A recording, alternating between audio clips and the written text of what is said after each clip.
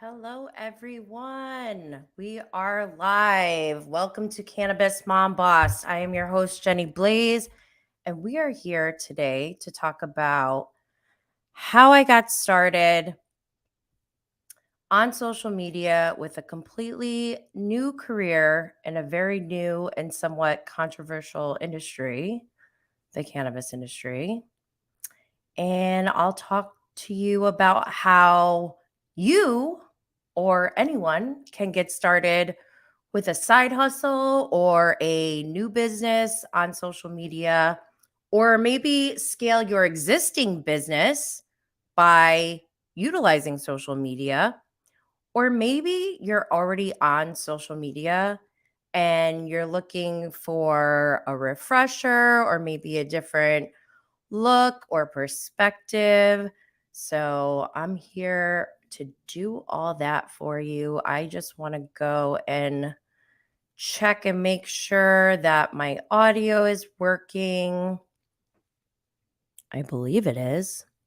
I had all like these slides and everything, but I ran out of time.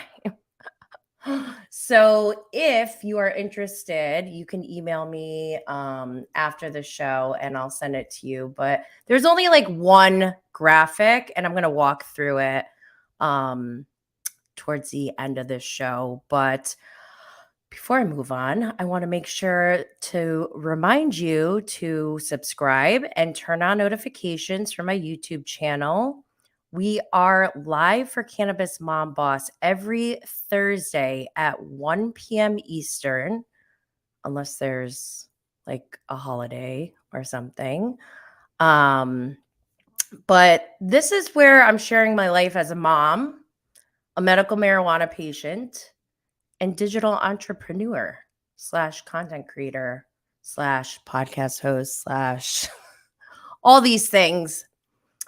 But you can do all of these things too, which is the wonderful part of this all.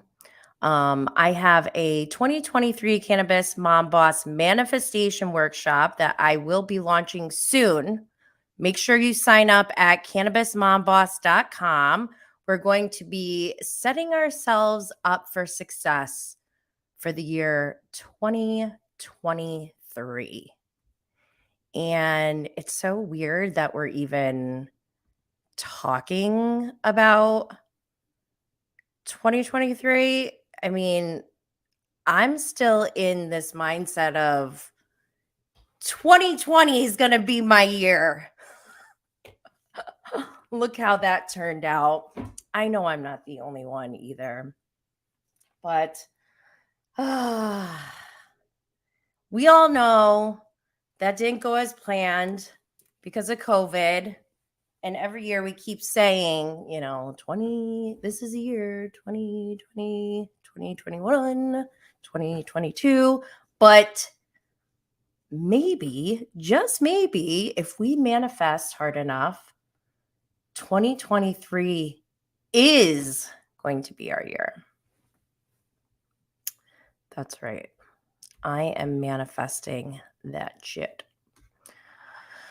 I'm like, I definitely, if you haven't noticed, I have been working on my office. Oh, I wonder if you can see this. This is part of what I'm going to be talking about, but it's not ready. It's not ready yet. So, okay. Also, if you're a Bravo TV lover, you may know that I am the Blaze behind the Bravo and Blaze show, which is live on Friday at 12 p.m. Eastern on this same YouTube channel, but also on Facebook and Twitter. The audio podcast is available on Apple, Spotify, Anchor, Google Podcasts, and Stitcher. I run through all of the Bravo shows that are going on for the week. Last night we had Real Housewives of Salt Lake City. To be honest, I need to go watch it again because it was so wild. And then also Real Housewives of Miami came out on Peacock today. So I'm already behind and I need to go catch up. But the handle for Bravo and Blaze is at Bravo and Blaze, AND Blaze, on all social media platforms: Twitter, Instagram, TikTok, Facebook, Twitch. People don't know about Twitch, but Twitch has a lot of money. YouTube, obviously. And I may even be on like Snapchat and Pinterest. I know I have a Pinterest for Cannabis Mom Boss, but I don't know if I have a Bravo and Blaze. But I'm pretty sure I have a Bravo and Blaze Snapchat. But please don't send me anything there because I don't know how to use Snapchat. I just went and created an account on every platform. But this is exactly what we're going to be talking about today is social media platforms. And before I start, just one housekeeping item. I'm going to stay on after the show is over to answer any questions that may come up. So please feel free to ask your questions in the live chat, and I will do my best to get to all of them once we get to the end, because I need to stay on track. I do have ADHD, and I realize that if I have too many things going on, if people are talking to me while I'm trying to like stay on track, then it all gets kind of jumbled up. So I'm going to try to stay on track. I wanted to have slides for you guys today, but I ran out of time. Sorry. I'm a mom. I am a boss. I'm everything. And I still don't even have full-time childcare. So FML. But okay. If you are new, I'll give a quick recap of my background, I guess. I come from humble beginnings in upstate New York. I was able to do really well in school. So I was able to get my formal education from Rensselaer Polytechnic Institute and got a Bachelor of Science in Information Technology with a concentration in electronic media, arts, and communications. I thought I graduated in 2004, so I'll go through like where we were at as far as technology goes, but this is before social media. And I thought I was going to be some like cool graphic designer in like Manhattan or something, but I wound up getting duped. I was conned, like Vicky Gumbles. I was conned. Just kidding. I am grateful for my formal corporate background, but I wound up being specialized or placed in a specialized group for the biggest consulting firms in the world. And it's wild that it was such a niche industry. We were third biggest in the entire firm globally behind SAP and Oracle. So if that is not a testament to how niching down can be a good thing, I don't know what is. So, and I'll talk about that whole journey of like niching down and stuff. But in my corporate experience, I basically became an expert on being a jack of all trades, or Jill of all trades, or Jenny of all trades in a high performing business. I've said it before or mentioned it before. When I left the corporate world, I was running and managing a business that started at around 70 million when I started in my role, and I helped scale and grow that to over 200 million in less than 4 years. So I know what it takes to run a big business. And now I'm going through the journey of like starting from the bottom and like working my way up, creating content, niching down. I've done so much self-study, listening to best-selling business books on leadership, success, finance, all that good stuff. One resource that I really love, and I'm not getting paid for this, but Masterclass. If any of you out there are just like thirsty for knowledge, more business knowledge, check out Masterclass because I freaking love it. It doesn't just teach you like business skills or like very technical skills. It teaches you about almost anything you can imagine. Like Mariah Carey has a master class. Kris Jenner has a master class. Actually, I signed up because I saw that Judd Apatow and Steve Martin had a master class on comedy. And I was like, I'm signing up for this ish. Okay, I'm getting off track again. But okay, going back to my humble beginnings. So while I was working in the corporate world, I have over 15 years experience in the corporate world, but in my personal life, I was always seeking this idea of like ultimate wellness. And ideally, or in my mind, I thought, being healthy and being well meant that you were like skinny and looked good. And I know that's like sounds awful to say, but like that's the kind of world that I was born into and raised in.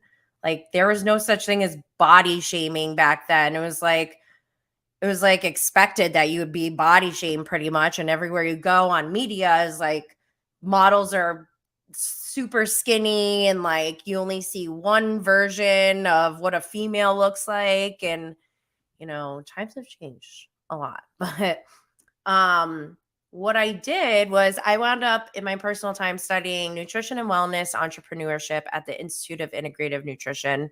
I got my 200-hour hot yoga teacher certification.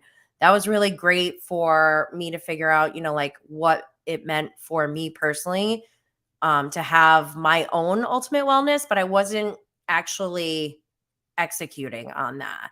And even after, my quest for knowledge on how to achieve all my goals and going through a lot of, self-improvement and trying to work on myself, I still found myself completely unhappy, depressed, overweight. I had a drinking problem. I was on multiple prescription medications. Like it didn't make sense, right? So it wasn't until a friend of mine reminded me, hey, like, well, why are you upset or like, why are you unhappy? And I said, I'm taking all this medication. I'm like fat. I feel gross. I don't feel healthy because prior to that, I had reached this really amazing level of fitness where I was training. I don't think I mentioned this on any of my podcasts, but I was doing circus arts training in Chicago. I was doing like silks, aerial silks, and I was also doing hand balancing. Oh my God, I wonder if I could do any of that still.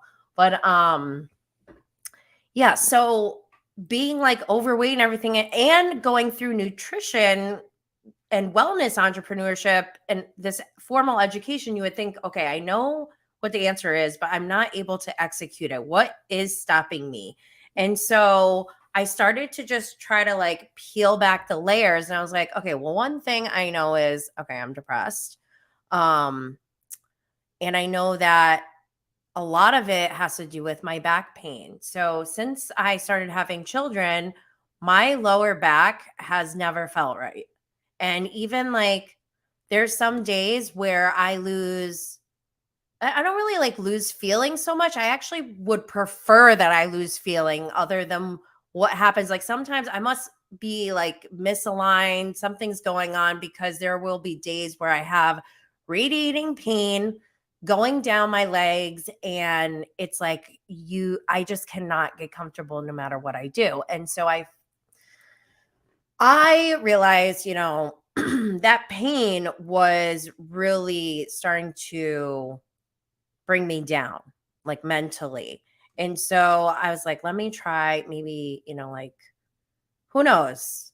Maybe going to the chiropractor will work. Maybe this, that. And like, I tried all these things. But then my friend mentioned that some people use weed for their pain. And I was like, oh my gosh, that's true. Cause I never really thought of that as like an option to use weed as like in a medicinal way. It always to me seemed like I'm 40 years old and I grew up in a time where weed was looked at as a bad thing, even though it's a plant, but it was in the same category as like heroin or like, I don't know, meth or something, which is insane. But also, in media, we never really saw it being used medicinally. And when I would think medicinally, I would just think like, oh, it's for people who have like really bad seizures or like people who are really debilitated or something. And I didn't think I was a candidate for medical marijuana. And at the time, there was a point in our legislation reform in New York State where they didn't include all like health conditions as qualifying health conditions where you would be able to get a medical marijuana license or whatever it's called, card.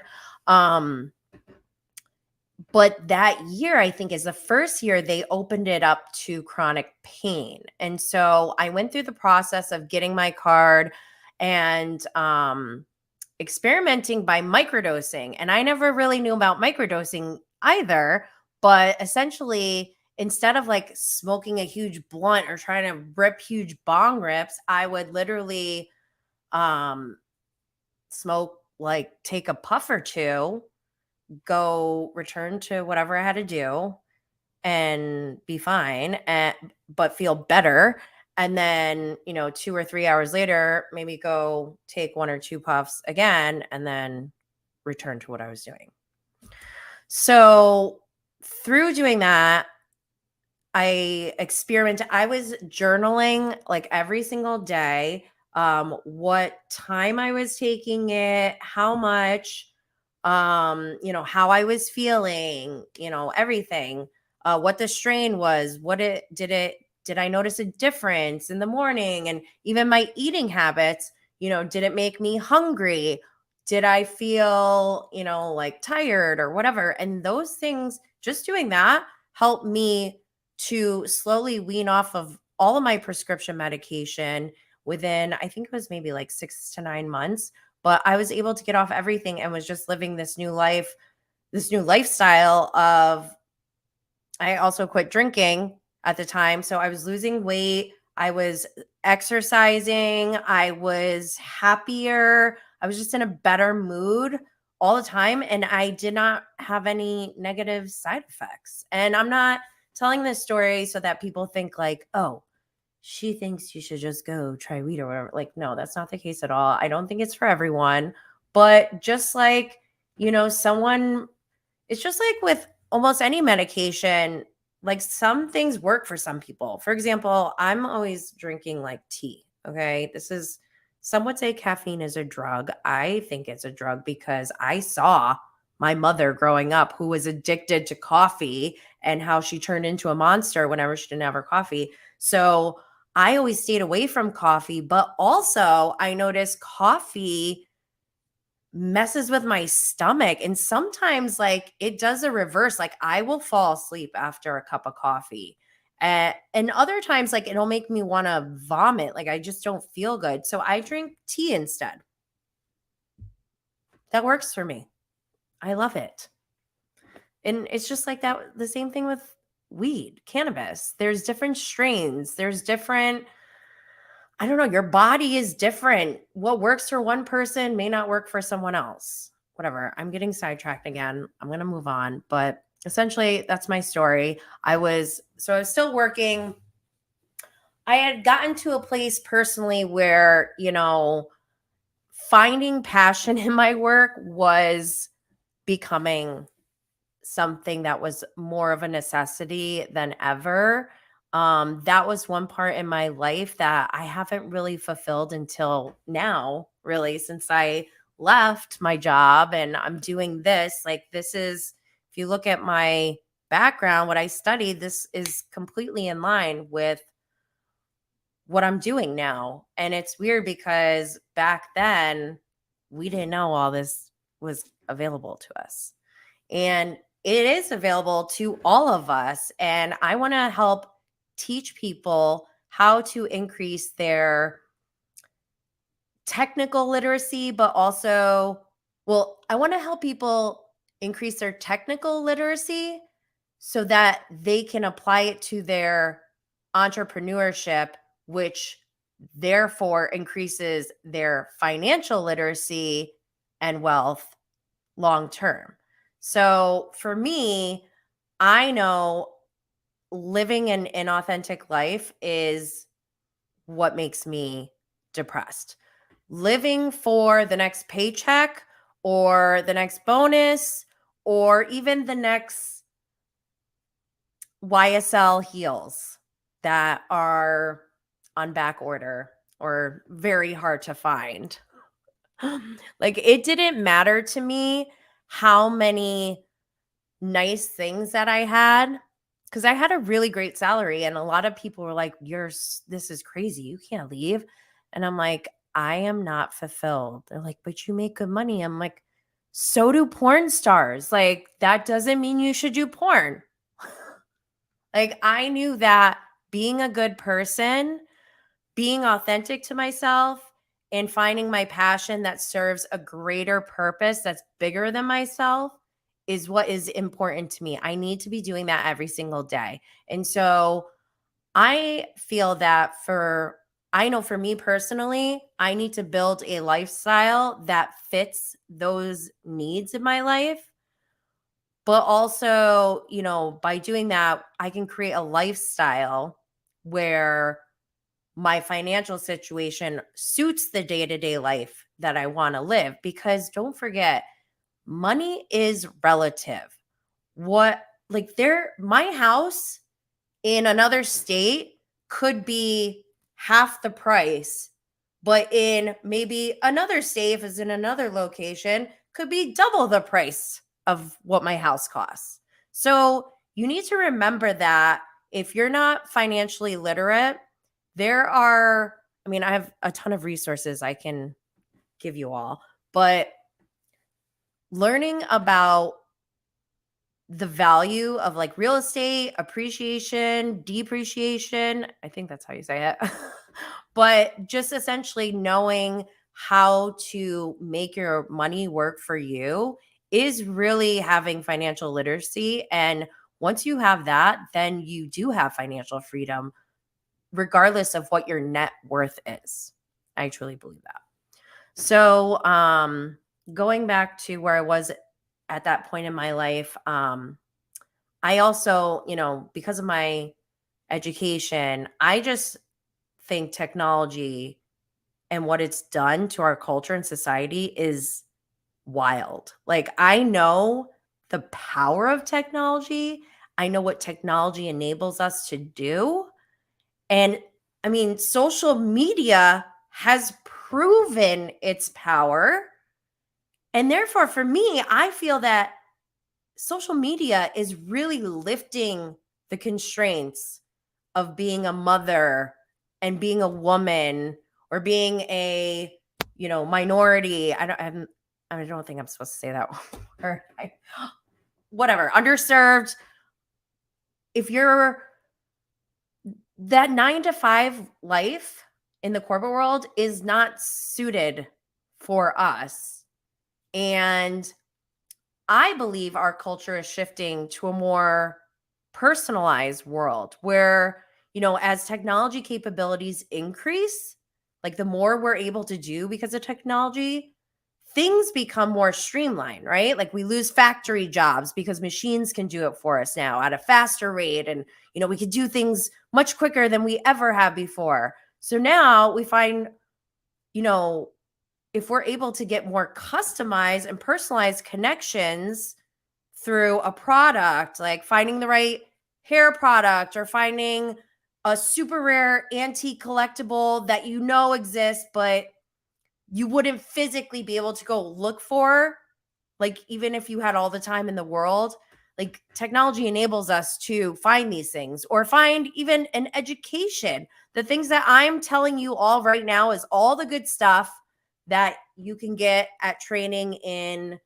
the top consulting firms in the world, through all the best-selling books, through masterclass, through my school. My school was really good. So you're getting top tier information. It's just how you apply it to your own personal life. And that 9 to 5, oh, another thing I want to mention, I'm not watching this show, Love Without Borders, but you can literally find a soulmate now using technology. So if that doesn't prove to you all like the power, I don't know what will. But essentially, when you look back at the history of the 9 to 5 workday, it's extremely antiquated and the idea of a 9 to 5 only started in the late 1800s and only became mainstream in the 1920s because of Ford and the invention of the assembly line. Okay? 1920s, like 100 years ago. And think back to that time, not many women were even working at that time. So how on earth would we even have a say in what a work day should look like? So these are like the questions that I am starting to take a deeper dive into. Like why do we have a 9 to 5? Why is it like this? And I'm not into that. Like, let me make my lifestyle fit my needs as a person because technology allows us to. I wouldn't even be able to talk to any of you, anyone who's listening. I wouldn't even be able to do this if it weren't for technology. I'd be some woman at home with all her children, crying, depressed, losing her mind, calling people on the phone, bothering them while they're busy. And I don't know. Who knows what I would have been doing if, this was 100 years ago. I'd probably be rioting, that's for sure. I probably would have burned my bra. Actually, I don't know if I would do that, but just to give you guys an idea of technology, I just want to give you the definition of what technology really is. And it's the application of scientific knowledge for practical purposes. So if that's the definition, because I feel like a lot of times people think technology, they think, oh, computers or, like virtual, I don't know, whatever, reality or 3D things or animation. Like it doesn't have to be that high tech. Like think to the lowest tech ever.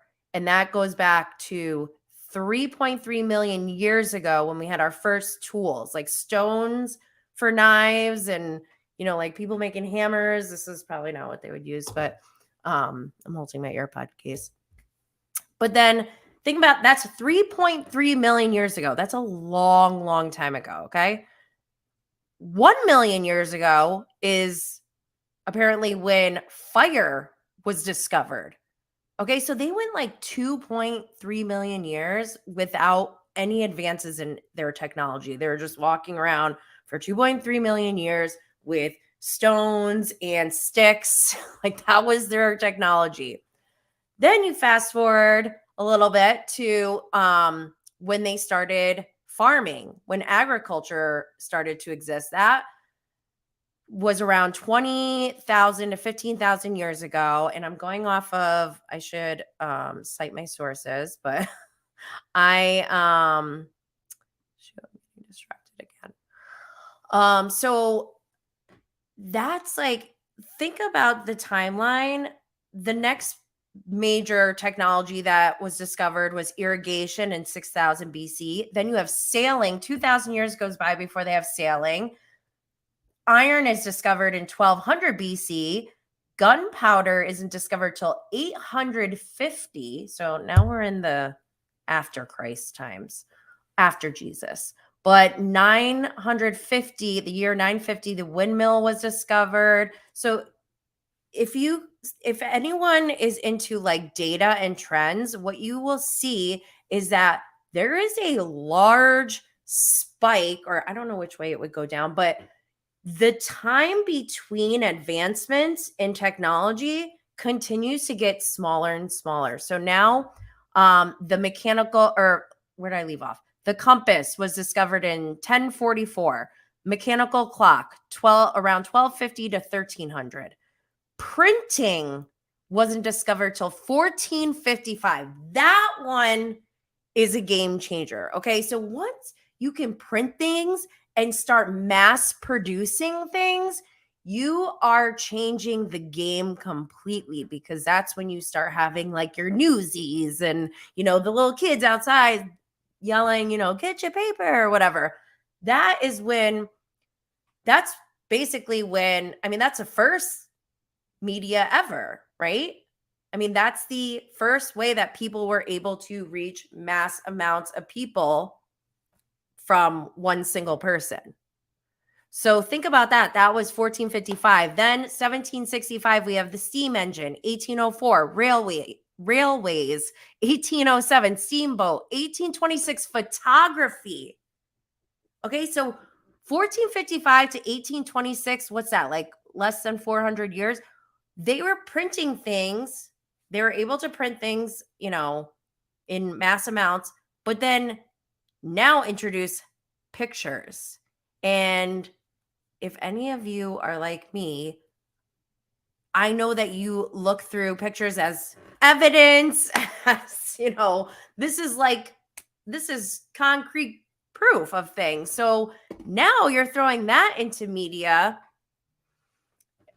This is like a whole new game. So then 1831, you got the reaper that helps with farming, makes farming go faster. 1844, telegraph. You can communicate instead of having some crazy person run 26.2 miles to get a message to somebody. You can now tap on a thing and send Morse code. Then 1876, you get the telephone from Alexander Graham Bell. 1879, electric light. 1885, automobile. 1901, radio. 1903, airplane. Do you see, like, there's a trend where things get closer and closer together? The advances are just, I've been scared since I looked at this back when I was getting my college education. I was like, oh my God, what is going to happen? Because then you get, where are we? Automobile, 1885, radio, 1901. 1903, the airplane. 1926, rocketry. 1937, computer. 1942, nuclear power. 1947, transistor. 1957, spaceflight. 1974, personal computer. 1974, also the internet. 2004, MySpace achieved 1 million monthly active users. That was like the first social media. And then from there in 2012, we have CRISPR, where you can actually change people's DNA. And in 2017, we got artificial intelligence. Sure, that's like not even as scary, I guess, as all these other things. Like, now we're in 2022. I think the advances are going to be like more finite as we continue down this road, but you can see, like, just think about your time on this earth. 40 years ago, there was no such thing as an iPhone, or even, well, the computer just came out, I guess, before 8 years before I was born. But nobody was like carrying around a computer. Nobody was calling anyone. The phones were plugged into the wall. And now kids, I look at my children. My 2-year-old, she knows how to navigate a Kindle Fire tablet. Like, that's kind of scary. So I think I've convinced you, if you're still here, that technology is powerful. Why not utilize it for good? Why not do something for yourself? Invest in yourself in this virtual world, because COVID, what was that thing called? Monkeypox or whatever? Like, that stuff is not going away. And I think COVID really did that. That's a pivotal moment in our culture, because it forced everyone to have to embrace technology. Our kids were doing virtual meetings. That, if we didn't have COVID, I can't imagine that being a normal thing for kids, so soon. Because the technology was there. Virtual meetings, we've had that since I graduated college, pretty much. Like, I remember So back in the consulting world, it was normal practice for everyone to fly to the client site on Monday morning, stay in a hotel, and then fly back home and on Thursdays and then work from home on Fridays as long as you like had internet. And I would get a ton of work done from home. This is 2005-ish, okay? So before COVID happened, I was like I would be fuming. I was always trying to figure out how to work from home. Like, this is so stupid. Why do I have to be in the office for my job? What I'm doing is on the computer. I can use technology. I do not need to be in the same room as anyone. I mean, don't get me wrong. I think live events and meetings are very valuable, almost invaluable, but on a day to day, I don't need to be face to face with anyone. So it's just ridiculous. But, anyways, so I know, I know what we can do with social media. I'm like, I didn't study this formally, and this is new. Let me just dive in. I am that kind of person. Like, I will, if I don't know something, I'm going to try to figure out how to learn it and be the best at it. Take best practices, industry standards, look at data, look at trends. Just there's an art and a science to it. But so, anyways, this is my story real quick. I said that like 40 minutes ago. After my maternity leave with my second child, I never went back to my corporate job. I thought in my mind, literally, this is how dumb I am. I literally thought being a stay-at-home mom would be like being unemployed and like, have to clean up and stuff. But I thought like, oh my gosh, it's gonna be amazing. It was not. Okay. I love my children, but I hate, hate, hate being a stay-at-home mom. I said it loud and proud. I'm sorry, but I'm just being honest. I hated being a stay-at-home mom. I look at caretakers completely different. I look at politics differently. I look at men differently. Everything is different. But I we had my second child, and shortly after I had my third child, and so me thinking like, oh, this will be time for me to explore how I want to be an entrepreneur. I It was not what I thought it was going to be, obviously. Also, COVID happened, so my oldest was, remote for a whole year. So life just sucked.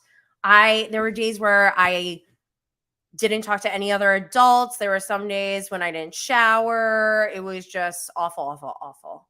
All I had was my phone and my TV that I would like focus on to drown out like any crying or like, I don't know, just it was like an escape. And actually, I had started my first IG account, which is IG is Instagram. My first Instagram account is the Kaizen Jen, and that's where I was like, let me try to lean into my wellness side because like I was so turned off by anything corporate related, anything like management related, just that anything that felt similar to my old profession. I was like, no, I just don't want anything to do with it. And I leaned into the wellness side, but then I was like, oh my gosh, this feels kind of fake. Like, to be honest, I feel like almost encouraging like eating disorders or something. Cause I have had very significant weight loss transformations in my life. After my first child, I lost like over 100 pounds. Then I lost over 70 pounds after my second. So I don't even look at the scale anymore. Like, honestly, I don't even want to talk about it that much, really. It's not genuine for me. So I kind of abandoned the Kaizen Jen. It's like, I have nothing to lose. This is all free, by the way, which is great about social media. Like, you don't have to invest money to start an account that you can reach tons of people. I mean, think about it. If this were back in the day, creating an account on social media now is the equivalent of just for giggles, putting together, making like some kind of graphic with some information on it, printing it, and going and handing it out to, thousands of people. That would take you all day to do. And that's if you're hustling, right? So with social media, you can literally like set up an account in less than 5 minutes and start posting. And really you're just spending your time and energy on it. That's your investment into it. That's what you won't get back is your time that you're putting into it. But I believe that anyone, if you have a good brand, if you have a mission, you're authentic, you look at the technology, use it properly, and just be clear with your intentions, I feel like anyone can be successful. So I abandoned the guys and Jen. I opened, and around this time, this is when I was threatened by my OBGYN for having THC in my system when I was pregnant. And I explained my story, and she was like, "No, you can't. But here's some prescriptions if you want to replace your cannabis or whatever. And if you come back with weed in your system, we're going to call CPS." Like, okay, WTF. But I created OG Jenny Blaze 420 as like my new account for me to like come out of the closet as a mom who is also a cannabis consumer. I'm not saying I promote women, consuming during pregnancy, but I'm also not like opposed to it. It depends. I think that there's more studies that need to be done. And then if you look into the history of prohibition and the science behind cannabis, you'll see that prohibition is completely unjust and wrong. It's based off of systemic racism and a way to control certain people, certain demographics. And that is wrong. And that's like what gets me angry. So I knew that being in the cannabis industry is what I was meant to do. But I actually grew that account really fast. I think I had like, I don't know, like over 3,000 in just a couple months of followers. But with that account, I was like, just testing things out, seeing like who I am and like what is going on social media. What does it even mean to be on social media? And this is like probably over a year, like a span of a year of time. So don't forget, like I did a lot of trial and error to learn, not just reading articles and reading books or signing up for master classes or whatever. Like I actually put in the work to figure out how, like what was successful and what wasn't. But I realized like, you know what, my personality or my brand can't just be about weed. Like that's so Heather Gay, like being ex-Mormon is my only personality trait. Like you can't just be like, I'm a weed girl, like, I mean, I guess you could if you want, but I wouldn't recommend it if you're trying to like make moves. But that's when, during that time, I'm like, yes, I'm starting to like live my authentic self and I'm coming out of the closet, the green closet as a cannabis consumer and a mom. And I know that there's so many women, mostly on Facebook, by the way, which I hate Facebook, but a lot of them are over there and they're just like, they have their own communities of other moms. And I'm like, this is sad that they're like in hiding. And after talking to some of them, they have real trauma from like, I got lucky with my situation with my children and I did quit smoking weed with my second. But it was an awful pregnancy. It was not what I wanted. I wound up going back on meds and that just made me angry. Like nobody should have to be put in that situation, especially a pregnant mother. And then also some of the stories I heard were like, CPS showed up at the hospital after I just gave birth and like they try to take away my child, or, even that, like, oh, but you didn't get your child taken away, right? Like, it doesn't matter. A pregnant woman who just delivered a baby is in a very vulnerable state. And like, for our culture and society to just look at that and just like shoo it away, like, whatever, you had a baby, like, let me harass you now. Like, that's just so wrong. And I think I should ask one of my lawyer friends, but I do think that pregnant women are classified as a sensitive class of citizens under the law, as far as I can recall reading. Law is just my hobby. Also, I didn't say this disclaimer before, but I am not giving any legal advice or medical advice. This is for educational purposes only. Okay, so going back to OG Jenny Blaze 420, that account was doing all right, but then, and if you're a cannabis content creator or somebody who wants to talk about weed on social media, I don't want to be the bearer of bad news, but social media hates us. They do it in such a passive aggressive way, like Instagram particularly. So for example, some content creators out there might have noticed, and you might have already had these if you have a lot of followers, but I just recently got the bonus reels option where you can make money just for your reels content. And I'm like, what? I've been like working for free, making reels for how long?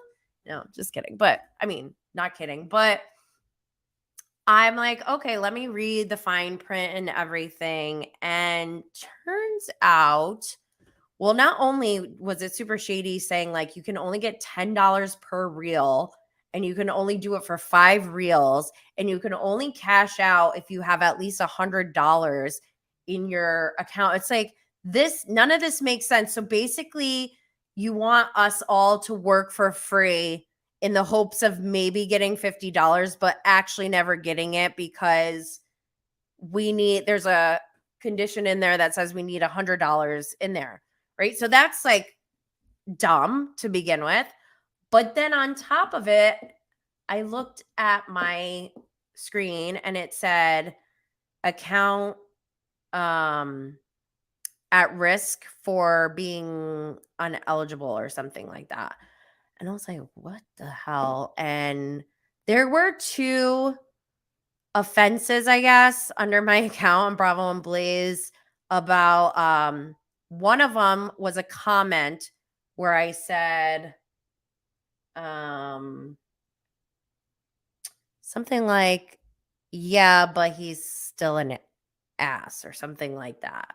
So that got flagged. But then the other one was me saying, this reminds me of neck brace whore, but with a asterisk where the O goes. So it wasn't even the real word.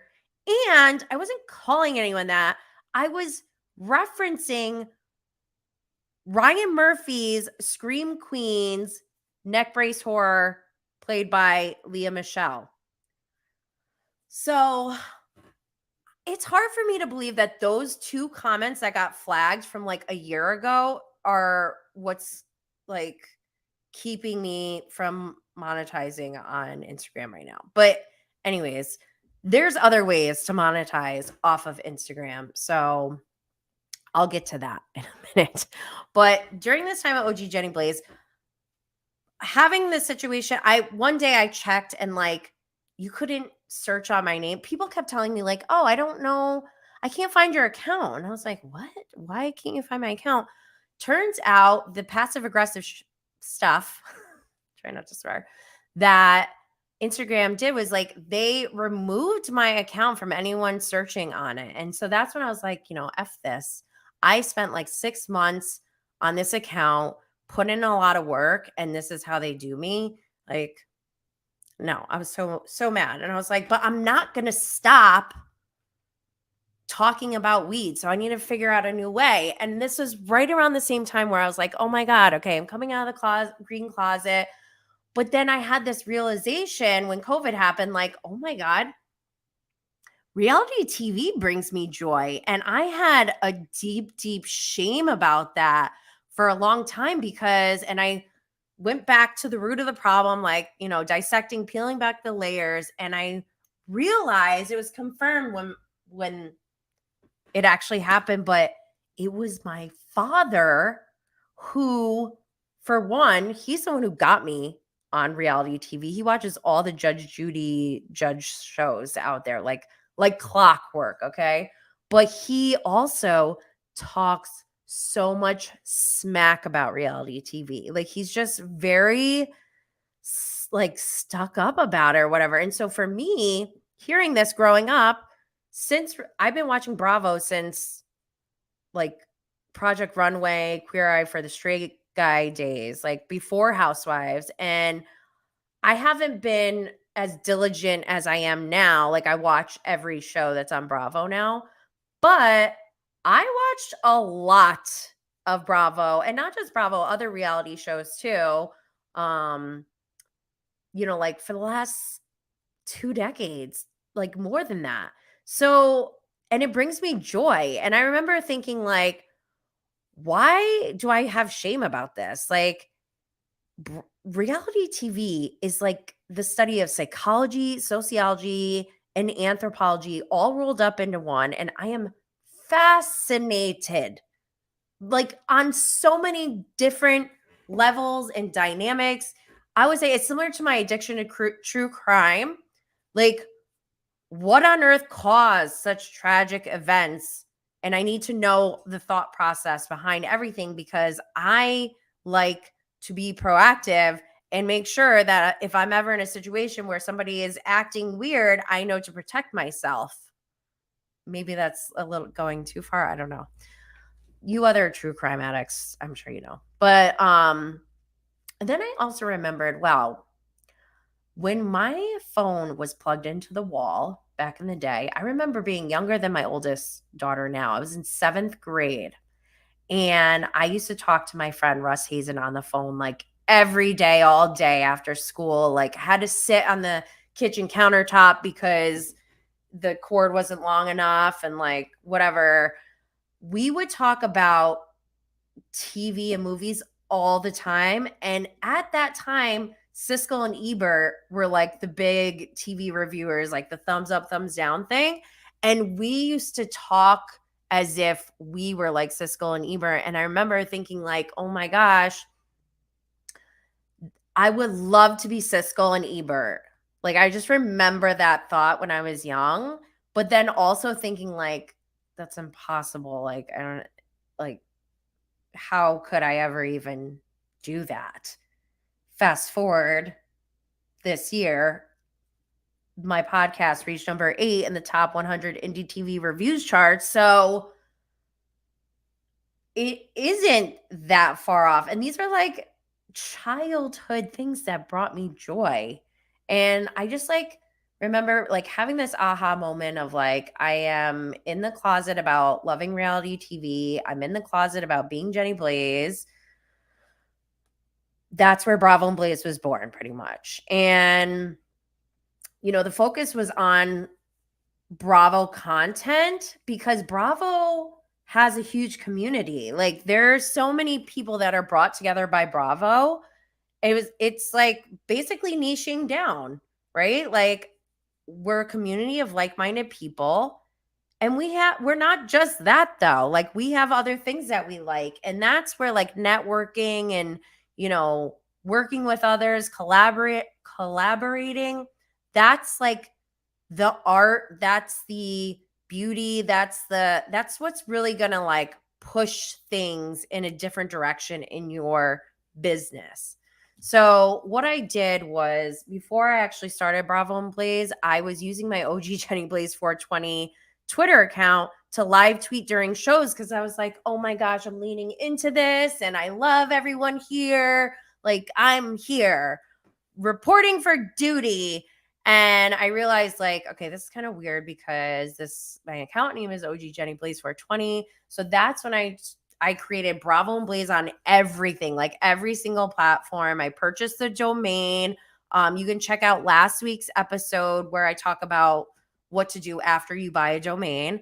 And I just started live tweeting on Bravo and Blaze and using all the Bravo hashtags.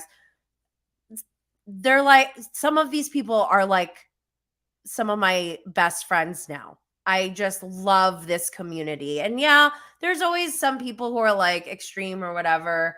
I try not to like let them ruin the fun of it because I think there is a lot of beauty in our community, regardless of like the toxicity. But anyways, live tweeting turned into making memes. And I thought about, memes. I used to make memes in my head pretty much during meetings at work that were so boring. I'd be like, oh my God, if Teresa Giudice was here, she would just flip this table. Like that was already kind of organic for me. So I started making memes, but then using some of my, like digital imaging and editing skills, I started working on merch because I was designing things using Canva, which is a great app, by the way. But I started designing things in there and I was like, oh my God, it'd be so funny if I had like a hospital smell candle, like because of the Jen Shaw thing on Real Housewives of Salt Lake City. And so and these things were bringing me joy. Like literally, I didn't care if anyone bought any of my merch. I was like, this is for me. I love it and I'm going to do it. So live tweeting turned into meme making, which turned into merch making. I would put it was just funny to me, like the thought of having, Luann de Lesseps mugshot on a t-shirt, or like I'm disengaging on a mug, or I have a cutting board that says, how many sandwiches have you made for me? And I have a plate that says, this isn't my plate, you effing B, from Shannon Storm's Boudoir. So I just was having so much fun doing this. And I didn't have a big following yet. I mean, my following isn't that big now on Instagram, which by the way, I think Instagram hates me and I'm just annoyed. I feel like the fruits of I'm not getting the fruits of my labor with Instagram because it is my favorite platform. But as far as like return on investment, it's not the best. But there are ways for some people, like the merch that I would post that on my Instagram and then people will go buy that on my website. So I'm not like getting money directly from Instagram, but it's helping to drive traffic to a place where I can monetize. So, where did I leave off? So, yes, I also created a video on how to create a She by Sheree fashion line in under 14 years, which essentially teaches you how to sell your own merch, just like I did, for your own brand. And the way that you do it, it's the cheapest and easiest way to do it. It's called drop shipping. So essentially, you don't have to go and make any products. You just connect with a manufacturer. If you supply them the print or the design, they will print it for you on various types of merch, like mugs, hats, blankets, towels, like almost anything. I like to think of anything virtual in like real world terms. Drop shipping to me is like when you go to like the boardwalk in New Jersey, at the Jersey Shore, and they have those stores where they have like all these different t-shirts. They're like, what do you want? What do you want? I'll print on anything. I'll print anything. Like literally that's who you're connecting with.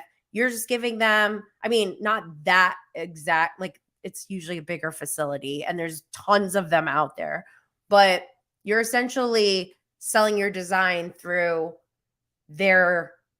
using their manufacturing.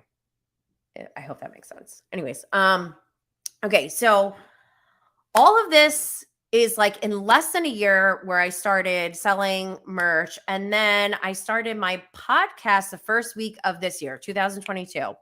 And like I said before, within 4 months, we reached number 8 in the top 100 indie TV reviews charts. So the podcast is a whole other topic, but that one, I didn't have childcare. So I had to beg my mother to watch my kid for me one time a week. So if you are starting to like think about ramping up your business or scale, the podcast, I would say, does probably take the most time.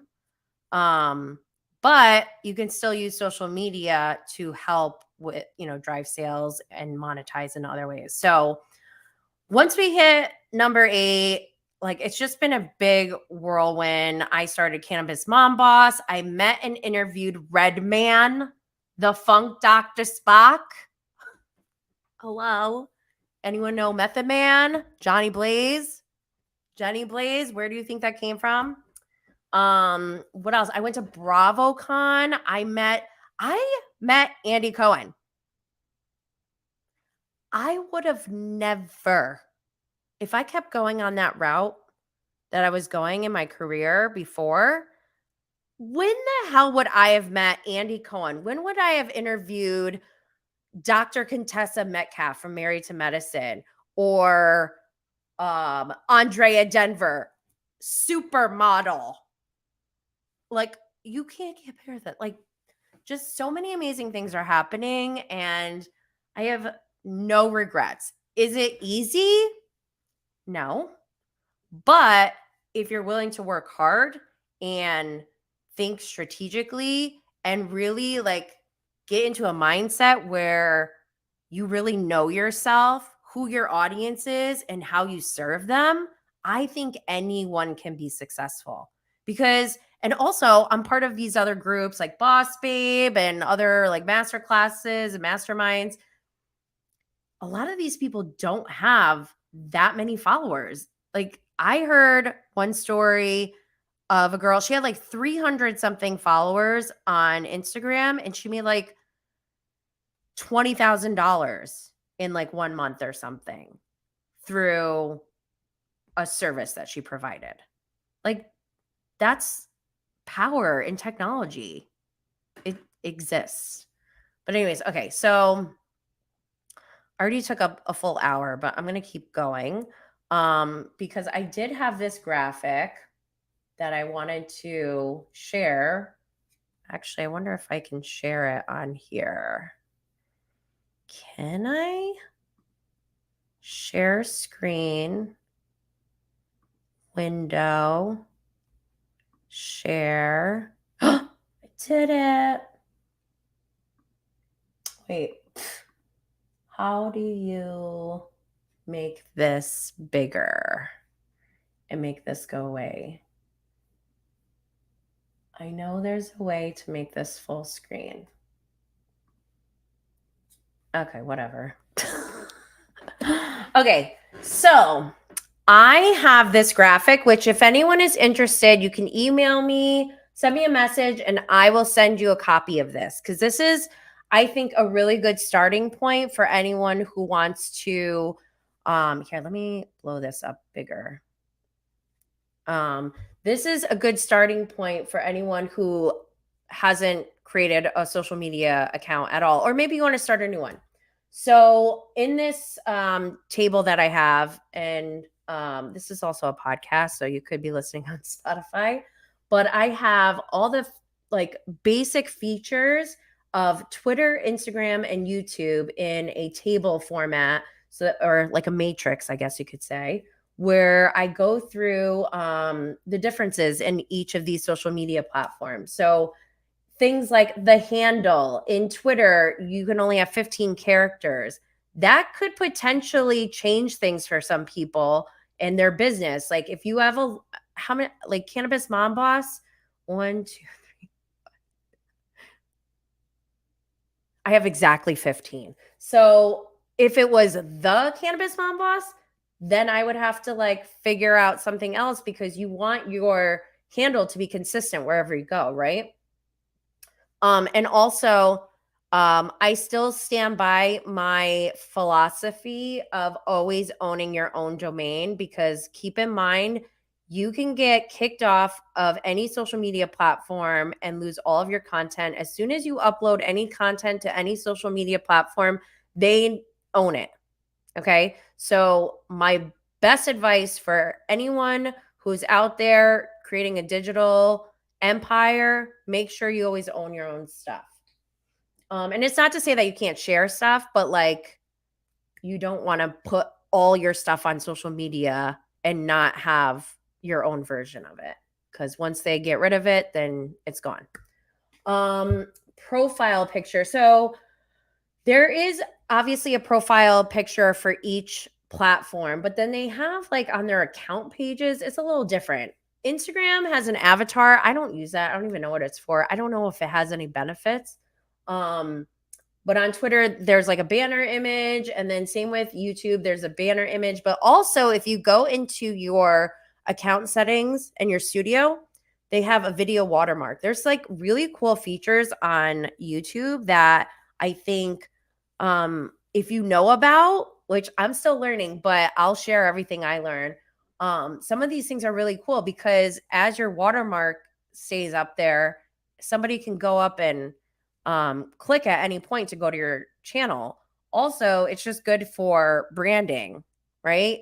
There's like a statistic that says, I don't know what the number is right now. You can Google it, I'm sure, but there's like a certain number of times a person needs to see a logo for them to even consider trusting.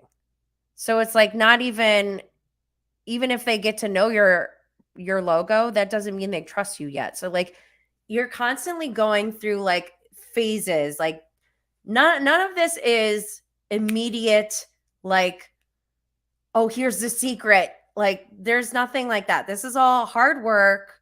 This is using strategy, using best practices. Anyone can do this.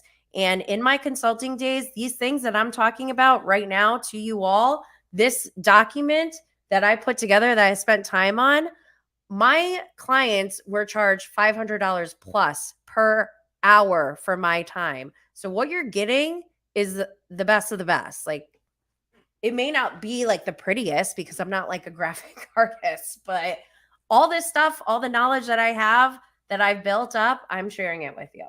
So, going back to the profile bio, this is big too because on YouTube you have a full 1,000 characters. A bio is so important because first of all, it's hard to even get people to go to your actual account page. There's also a statistic that's like, I think expect out of all the impressions you get, you might get like 1%, if that, who actually go to your profile page. So you get like one shot to really get someone on board, right? Because you want them to follow you, you want them to go to your link or shop or whatever it is.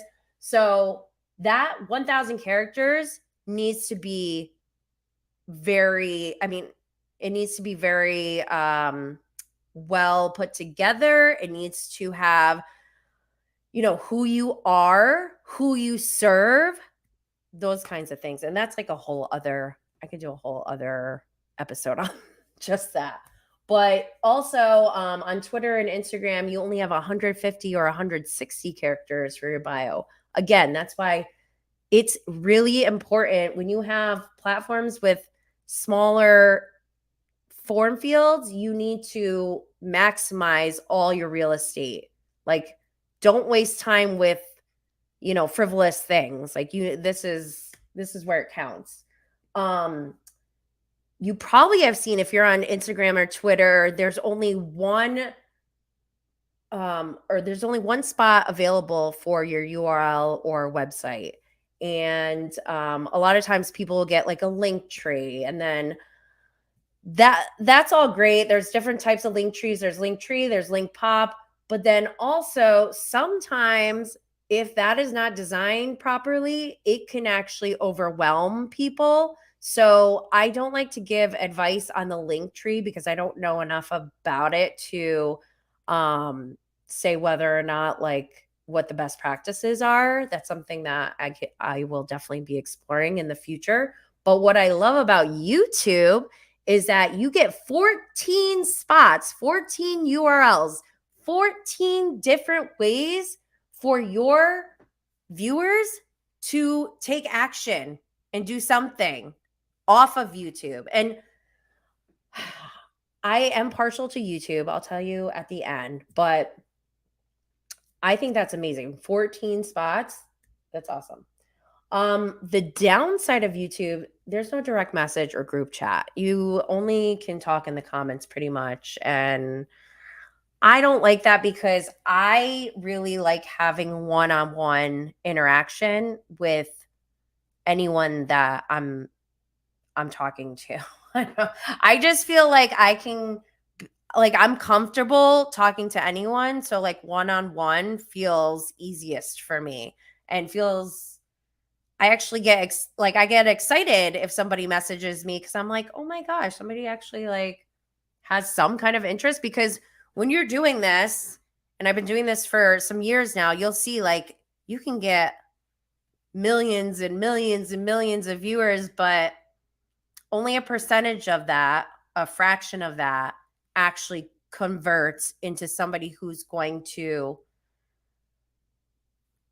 buy something from you or follow you or support you in some other way. So,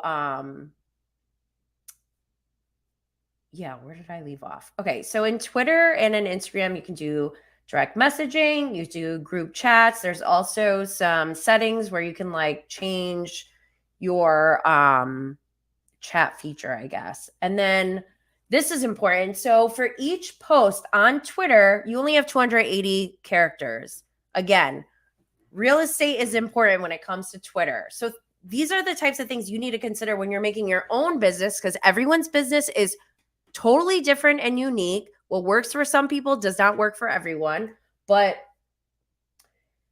if 280 characters is not enough for you to make a connection with your ideal client or customer, then maybe Twitter is not your number one priority.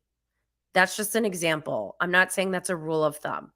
But that's why I love YouTube because not only do they have a title, a separate title that has 100 characters, they also have 5,000 characters available in their description.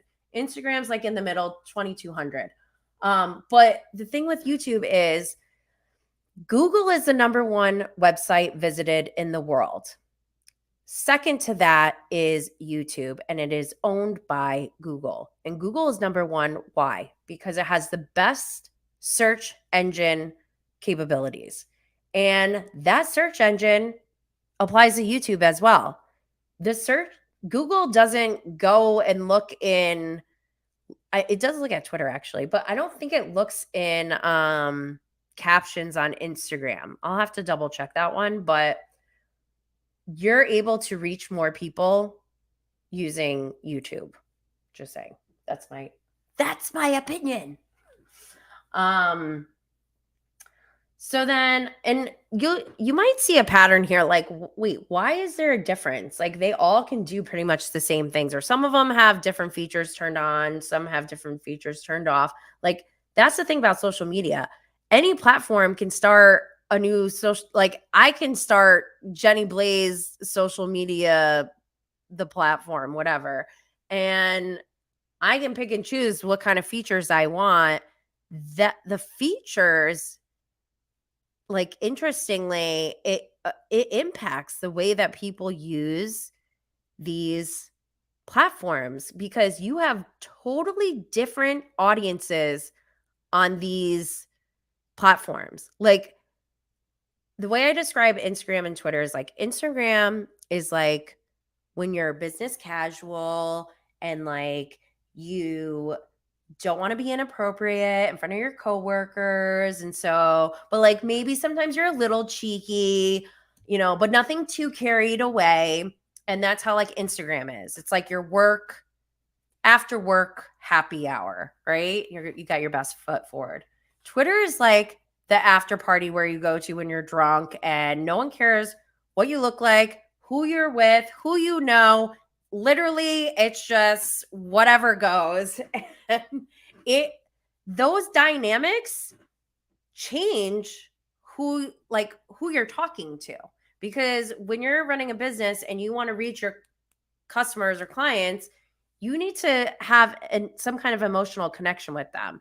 And so, I don't know. I just think it's, oh my gosh, I'm getting distracted by myself and my own graphic here. But stories. So Twitter used to have fleets, but they got rid of it. I don't know why, but I guess it wasn't doing anything for them. Instagram, I love Instagram stories. That's where I live. You can, for 24 hours, you can put an image up or a video and it'll go away. That's where I put all my tweets, my live tweeting. And on YouTube, once you get 1,000 subscribers, then you can start doing stories, apparently. And then this is interesting to me.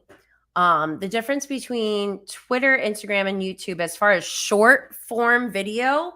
So short form video, I think industry standard is like considered less than 10 minutes, I think. So, but Twitter has a limit. You can only post like 1 minute and 40 seconds, I believe. Or is it 140 seconds? Which makes a difference. That would be 2 minutes and 10 seconds. Anyways, I'll have to double check that one. But Instagram, there's no limit as far as I know. And then YouTube, their YouTube shorts have a limit of 60 seconds and then it turns into like long form video, which you'll see on YouTube. There's a separate videos tab and a separate live tab. And then as far as long form video goes, Twitter doesn't have that option. Instagram online, when I Googled, it said you needed, or that you can't post anything more than an hour, but I've gone live for more than an hour before, so I'm not really sure what the answer is there. On YouTube, the maximum length of a long form video is 15 minutes if you are not a verified Google account. And so a verified Google account occurs when you verify using a phone number, I believe. So once you get verified, then you can post as long as you want, I guess. And then as far as live stream goes, Twitter does not. Well, Twitter, you can live stream if you have like a second party. So I use StreamYard to stream to multiple platforms. So that's how I live stream to Twitter, but Twitter itself does not have that functionality. Instagram, yes, you can go live as soon as you open an account. Again, these are things to think of for your business. When to use lives, when to use short form, when to use long form. What is the most important for your business? And then with YouTube, you have to have at least 50 subscribers, have a verified Google account, and no violations within 90 days. So that is the rundown of my little comparison between my top 3 platforms. And like I said, I don't know. I don't know about Instagram. Like, I don't know if I want to continue with that because as far as the effort goes, I just don't think I'm getting the return. But I just love it there. So I don't know what to do. So how do you get started? Either with a side hustle, your existing small business, or if you want to elevate your current business. The short answer is it depends. The long answer is it depends based on your unique business. You need to decide what are your priorities? What are your strengths and weaknesses? What are the gaps in between that? And then how do you set goals to achieve those? And those are all things that I'm going to be covering in my 2023 Cannabis Mom Boss Manifestation Workshop. Make sure you sign up at cannabismomboss.com. I hope that helped some of you or inspired you to at least think about getting started, because I truly believe that investing in yourself is recession proof and inflation proof. And if you are interested in having a copy of the table that I went through on this episode, please feel free to send me an email and I'll send it to you. For everyone else, please make sure you subscribe and turn on notifications so you can be updated when we go live every Thursday at 1 p.m. Eastern for Cannabis Mom Boss. Stay lit, fam.